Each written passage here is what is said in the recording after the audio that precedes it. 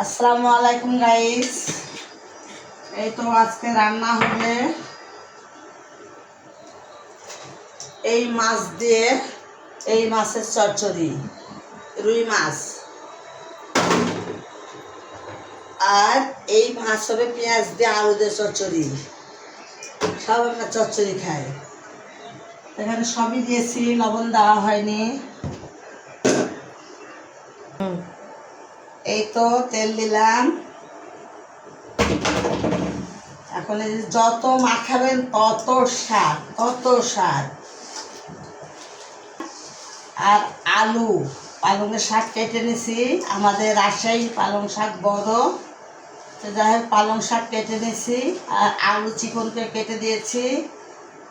খালি পাতাটা নিছি, পালং শাকের ডাঁটাটা অত ভালো লাগে না। আর হচ্ছে আপনার রুই মাছ দিয়ে এটা হচ্ছে চচ্চড়ি করব। এটা রান্না করলে খেতে কেমন হবে এটা অবশ্যই আমাকে কমেন্টে জানাবেন। ভালো থাকেন সবাই, আল্লাহ হাফেজ।